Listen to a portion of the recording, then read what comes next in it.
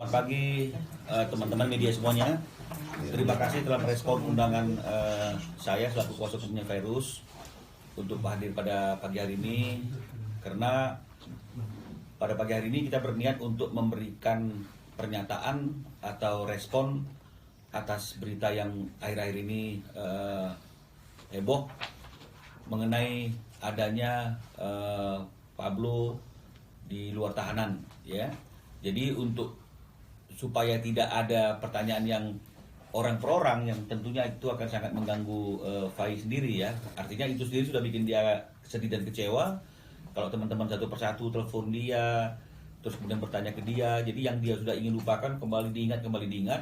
Sementara kalau tidak juga memberikan pernyataan atau sikap atas kejadian tersebut, kami juga merasa bahwa itu tidak tepat, karena itu merupakan hak jawab yang juga perlu juga diketahui oleh teman-teman media dan juga masyarakat. Itulah tujuan kami kemarin memberikan undangan kepada teman-teman media agar hari ini berkenan hadir, biar kami menyampaikan pernyataan, dan jika ada pertanyaan-pertanyaan dari teman-teman media atas sikap kami juga akan bisa sampaikan, sehingga setelah hari ini mudah-mudahan tidak ada lagi teman-teman media yang masih bertanya atau yang masih meminta wawancara dengan V, karena V juga ingin melupakan atau ingin tidak mengingat-ingat lagi kejadian yang telah terjadi kemarin. Jadi itulah yang perlu kami sampaikan. Dan kalau kita bicara mengenai masalah prosedur, ya, memang dalam PP ya nomor 58 tahun 99 tentang syarat-syarat dan tata cara pelaksanaan wewenang, tugas dan tanggung jawab perawatan tahanan, karena kan belum putusan, ya, jadi statusnya masih tahanan, belum terpidana. Itu memang di dalam pasal 45, 46, ya, diatur memang mengenai masalah hal-hal luar biasa, ya, untuk izin untuk meninggalkan rutan atau cabang rutan. Itu sebenarnya keperluannya dari konstruksi, ada penyerahan berkas, ada persidangan, ada perawatan kesehatan, dan hal-hal luar biasa atas izin dari pejabat yang berwenang. Jadi hal-hal yang luar biasa ini diantaranya tentu adalah jika ada kematian yang dialami oleh keluarga dari tahanan, terus kemudian ada sakit keras yang dialami oleh keluarga terdekat dari tahanan seperti ayah, ibu, dan saudara kandung, ya, maka itu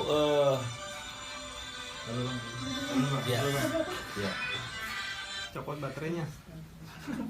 Makanya jangan buat juga. Ya, saya ulangi, ya.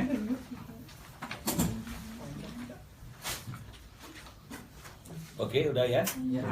Nah, udah. Jadi kalau bicara masalah prosedur untuk meninggalkan rutan atau cabang rutan oleh tahanan, itu memang diatur oleh PP 58 tahun 99, ya. Ada beberapa hal yang diatur dalam pasal 45-nya. Seseorang boleh meninggalkan rutan atau cabang rutan itu untuk kepentingan rekonstruksi. Ini untuk pembuktian perkara dan kasusnya, untuk penyerahan berkas perkara, ya, untuk persidangan dan perawatan kesehatan, serta untuk hal-hal yang luar biasa atas izin pejabat yang berwenang. Nah, jadi hal yang luar biasa inilah yang mungkin dipakai oleh Pablo ketika mengajukan permohonan izin untuk membesuk orang tuanya atau ayahnya yang lagi sedang sakit keras. Ya, jadi ada syarat-syarat administrasi yang perlu dilakukan, seperti misalnya surat permohonan, KTP, KK, pernyataan secara tertulis, itu mungkin sudah dilakukan secara prosedural, dan akhirnya mungkin pertimbangannya adalah karena ini memang diatur oleh PP, maka majelis hakim mungkin memberikan izin kepada Pablo untuk meninggalkan rutan dalam dengan pengawalan, ya, pengawalan untuk membesuk orang tuanya yang katanya lagi sakit keras. Nah, cuma persoalannya adalah apakah boleh seseorang itu kemudian selain untuk membesuk orang tuanya, seperti izin yang dia ajukan, permohonan yang diajukan ke majelis hakim, itu bisa juga melakukan kegiatan-kegiatan lain. Ini yang menjadi pertanyaan. Nah, jadi kalau menurut hemat kami, ya, sebaiknya memang setiap tahanan yang mendapatkan izin untuk meninggalkan tahanan karena izin tertentu untuk hal-hal yang luar biasa,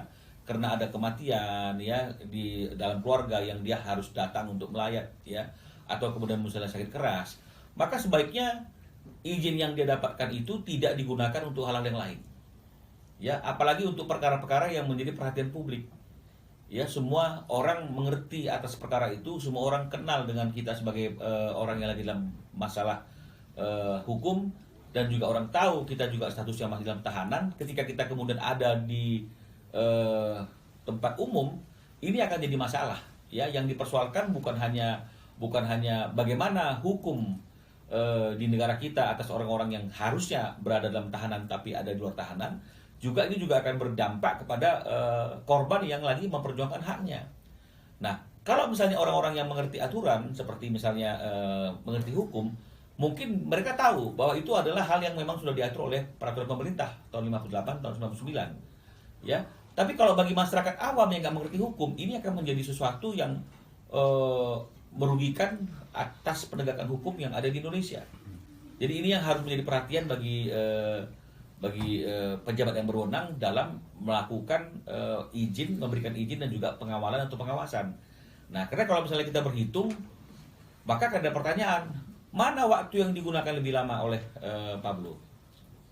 Membesuk orang tuanya atau jalan-jalan di Pasar Sentul dan juga di Mall Gandaria City? Nah, harusnya kalau memang misalnya urgent, hal yang luar biasa karena orang tuanya sakit, harusnya memang waktu yang terbanyak yang diberikan adalah membesuk orang tuanya dan kemudian kembali ke tahanan. Ya, tapi ya kita tidak bisa intervensi apapun. Memang itu yang terjadi, yang menurut mereka itu yang terbaik. Ya, kita tidak bisa menyatakan apapun. Tapi memang sangat disayangkan karena akhirnya itu menjadi suatu berita yang heboh, berita yang besar.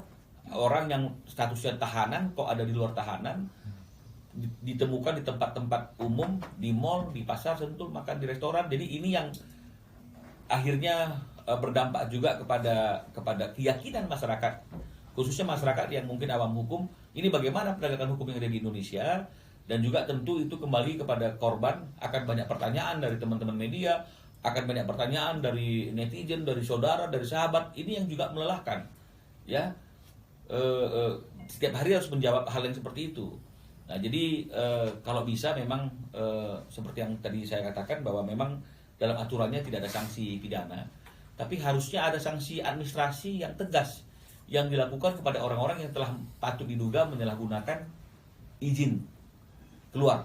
Ya, kalau sesuai prosedurnya ya sesuai prosedur maka dikabulkan. Tapi aplikasinya ini juga yang perlu kita pertanyakan, apakah memang dilaksanakan sesuai dengan maksud dan tujuan izin itu diberikan atau tidak. Nah, jika tidak, maka seharusnya perlu ada sanksi administratif yang tegas yang dilakukan oleh kepala rutan kepada tahanannya, dan tentunya kepada majelis hakim yang terlanjur sudah memberikan izin keluar dan dia melihat fakta bahwa di lapangan izin itu tidak digunakan sebaik mungkin karena digunakan untuk hal-hal yang lain. Ini juga harusnya menjadi pertimbangan bagi majelis hakim dalam mengambil keputusan akhirnya nantinya, ya, mengenai masalah hal-hal yang memberatkan dan meringankan. Ini harus menjadi catatan, karena kalau tidak, ini tentu akan mengoyak rasa keadilan bagi masyarakat yang ada di Indonesia ini yang sedang memperjuangkan haknya. Jadi itu yang perlu kami sampaikan dari pernyataan kita, bahwa kami tidak masuk ke areal yang di luar ranah kita. Itu memang sudah dengan prosedur, cuma persoalannya adalah apakah boleh apa tidak kemudian izin itu digunakan untuk hal yang lain. Menurut hemat kami sebaiknya tidak dilakukan, karena itu akan menjadi sesuatu yang tidak baik, tidak mendidik, apalagi untuk perkara-perkara yang menjadi perhatian publik sehingga si tahanannya dikenal oleh masyarakat. Ada saksi juga yang tahu dia lagi sedang dalam tahanan, tapi di luar tahanan. Itu dampaknya pasti akan kepada penegakan hukum kita, dan juga dampaknya kepada korban atau kepada klien kami yang sedang memperjuangkan hak-haknya secara hukum. Jadi itu yang mungkin kami sampaikan. Jika memang ada pertanyaan, kami mempersilakan teman-teman media untuk bertanya kepada kami. Terima kasih. Bapak ketika pertama kali melihat Pablo dengan kondisi seperti itu di luar itu seperti apa? Kaget, kecewa kah? Semuanya saya serahkan kepada Allah Subhanahu wa taala dan saya percayakan kepada penegak hukum. Dan itu aja. Ya, jadi kalau boleh cerita, Faye juga pertama kali tahu itu kan dari orang lain. Ya, artinya dia melakukan aktivitas biasa normal, tapi kembali karena orang tahu ada proses hukum yang sedang sedang dijalankan oleh Fai untuk memperjuangkan haknya. Kemudian pelakunya itu terlihat di luar tahanan. Tentu informasi itu datang kepada si V, ya. Reaksi V pertama kali tentu adalah kaget. Kaget itu wajar lah, ya. Kita pasti manusia biasa, kalau tahu hal seperti itu pasti kaget itu pertama.